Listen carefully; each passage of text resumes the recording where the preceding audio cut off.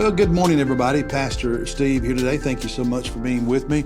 In our Bible reading plan today, we are in 1 Corinthians chapter 8. And Paul, in this chapter, deals with a very practical issue the Corinthians were dealing with. Now, it's not an issue you and I today in our culture deal with. But the principle he teaches to help them make their way through that issue, that principle does apply to us, and we can use it when facing some of the issues we face today. So we need to understand the issue and the principle, then we can figure out how to apply that principle to our context. So what's the issue he's dealing with, that the Corinthians were dealing with? It's really simple.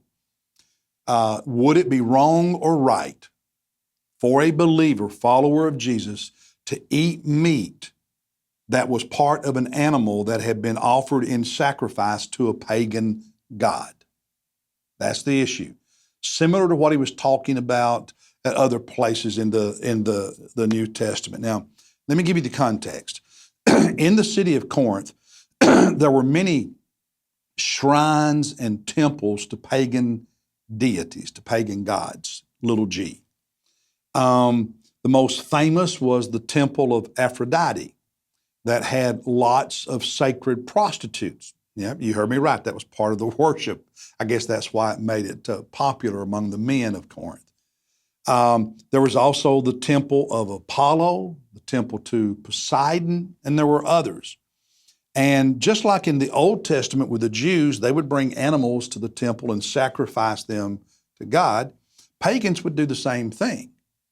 Not all of the meat that was part of the animal that was sacrificed to their pagan gods at the temples, not all of it was sacrificed. Not all of it, you could say, was consumed or burned or whatever. Portions of it were kept back, and the pagan priest would eat some of that meat. That's how they got some of their food. Parts of that meat would be sold in the market, public marketplaces. Some of it would be sold in dining, would be sold, and you could go into the temples and sit down in a dining room at the temple and eat some of the meat that had not been, burned to the gods. It had been offered as a sacrifice, but that part had not been burned to the gods, and so you could eat it. Think of it like a series of restaurants at the temple. And so it was just common practice. These pagans would bring their animals, they'd sacrifice them, and then some of it though would be sold in the market, eaten at restaurants, or eaten by the priest. Similar things happen in the Old Testament, not the market part, but the priest eating and certain sacrifices. Some of it was held back for the worshiper to eat. But here, this is meat that's been sacrificed, knowingly sacrificed to a pagan god. Should a Christian, should a believer eat that meat? And if they did, were they sinning? All right, the short answer is no, they would not be sinning if they ate that meat. The long answer is it's more complicated than that. You knew I was going to say that, didn't you?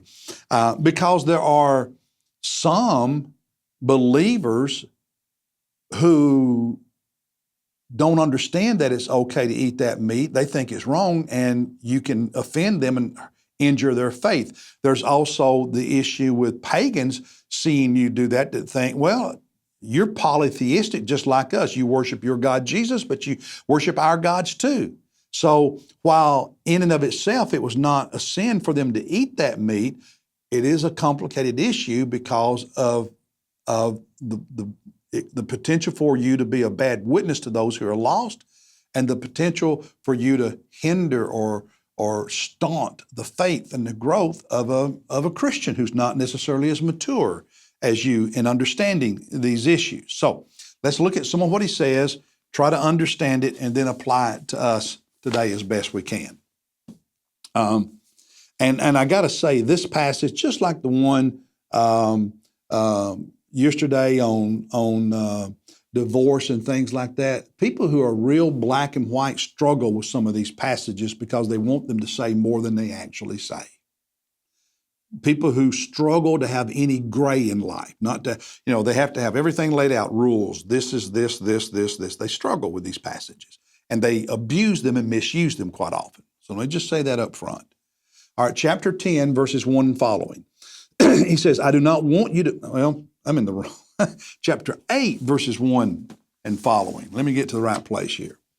He said, now concerning things sacrificed to idols, we know, okay, we understand that we all have knowledge, and knowledge, if you're not careful, can make you arrogant, but love edifies. Verse 2, if anyone supposes that he knows anything, he is not yet known as he ought to know. We may be smart and know some things and understand some things, but we need to maintain some humility and some awareness of others around us. Verse 3, if anyone loves God, he is known by him. Therefore, verse 4, concerning the eating of things sacrificed to idols, we understand that there is no such thing as an idol in this world and that there is no God but one. He said, we know that these things they call idols, they're just pieces of rock, of jewelry, of wood, of whatever.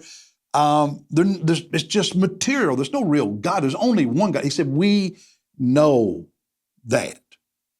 And we understand that. Now, dropping down to verse 7. However, not all have this knowledge. But some, being accustomed to the idol until now, eat food as if it were sacrificed to an idol, and their conscience being weak is defiled. In other words, what he's saying is, we know there's just one God, and any meat that was sacrificed to that idol, there's no God. There's nothing. The meat is just meat that was burned. There's no idol, no God. There's nothing to it. But some people who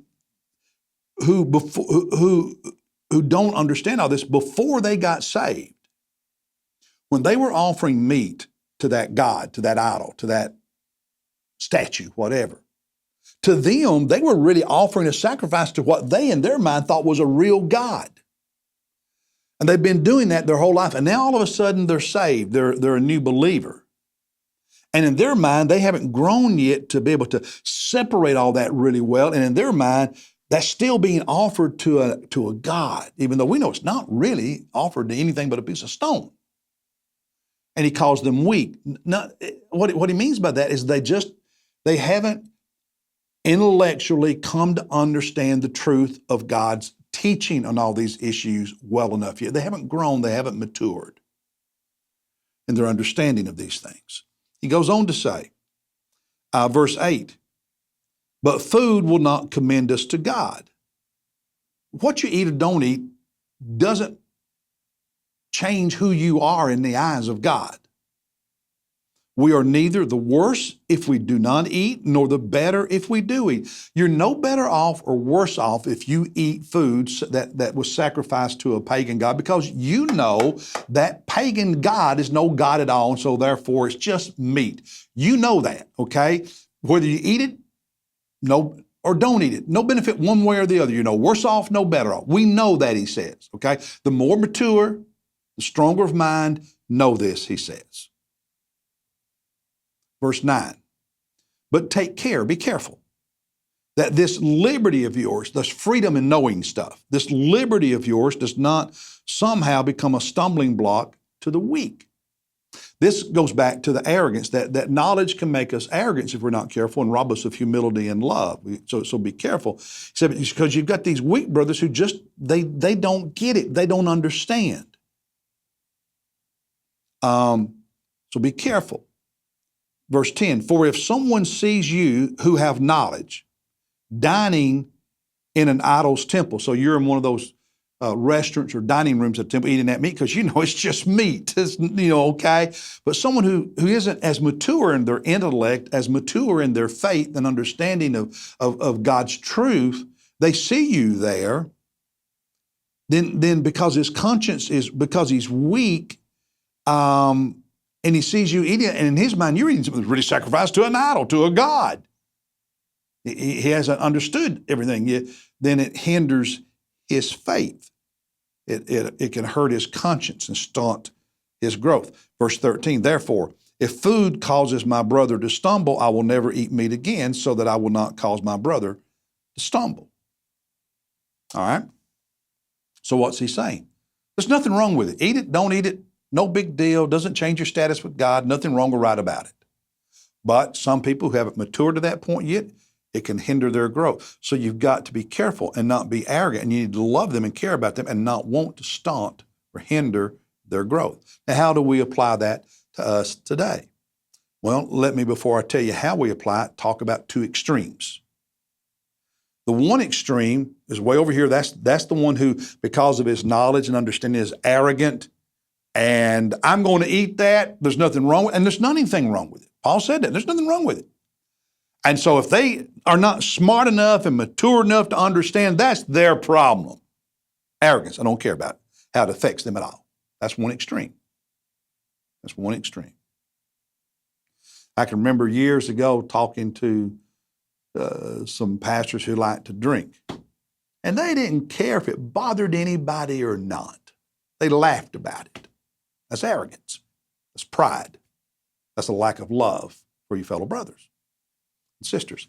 Now, the other extreme, and you hear me talk about this a lot, are the legalists, the fundamentalists, the real staunch black and white people with their big long list of do's and don'ts, with all their rules like the Pharisees, who never grow, who never learn, who never move from being weak-minded to strong-minded in their understanding of the things of God. And they want to, for the rest of their lives, to force their immaturity on everybody else. And you have to live by all their rules, and they're not willing to try to understand and grow and mature. I've got my rules, and buddy, if you love Jesus, you're going to follow my rules. Two extremes, both of them are sin, both of them are wrong. So, how do we apply this? It's not easy always. Are you going to always allow other people to control everything about your life? If somebody says you can't watch a movie if it's got one curse word in it? You know, an issue in our day and time, not as much today as it was years ago, but it's still an issue, is social drinking. The Bible's really clear. Getting drunk is a sin. You get drunk, you're sinning. People who get drunk habitually are not going to heaven because they're not really saved.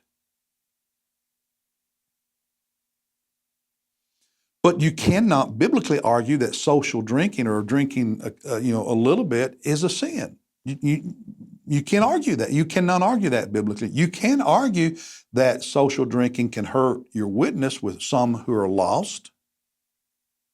Because he goes on to talk about it at the end of the chapter. If a pagan invites you to his house to eat dinner and he serves you meat and doesn't discuss where the meat came from, even though if it came from the temple, sacrificed to an idol, eat it, it's okay. But if he brings it up and says, oh, that was sacrificed to our God, then he says, don't eat it, because in that pagan's mind, you're guilty of syncretism. You're worshiping your God and his God. So don't do that. It hurts your witness to the lost. In the same way, if you're a believer and you're out in public and you're drinking, there could be baby Christians who don't understand things as well as you do out there, and they watch you, and it hurts their witness. That's why. How do I apply this in my life? I don't drink. None. Zilch. Zero. One, because there's alcoholism in my family, and I just don't want to get near the stuff. But two, it's not worth it to hurt my witness with someone who doesn't know Jesus or some Christian who struggles with the issue. It's just not worth it. That's why we ask in our bylaws, our deacons, you don't drink out. You don't drink you don't drink because of creating a stumbling block. Is it a sin to socially drink? I cannot biblically say it is. So the principle is we're free to do a lot of things that legalistic people don't think we are. But the principle also is that we are to love our fellow brothers and sisters who are weaker than us in their intellect or their maturity or their biblical understanding, to care about them enough to not just flaunt everything that we might be free to do, to care about them, and sometimes care about them so much that we're willing to give up something. And to care about our witness to the lost more than we care about exercising our freedoms. I get really frustrated with both extremes. I really do. Life is not as easy as the people on the extremes want to make it sound like sometimes. So we go through doing the best we can, but in the end, what it comes down to is, I want to honor God. What do I do not to hurt my witness with somebody who's lost or to discourage a fellow believer who may not be as mature in their understanding of an issue? Love, he says, is what drives your decision making, not your arrogance. Love. Well, that's my thoughts on this chapter. I'll see you tomorrow.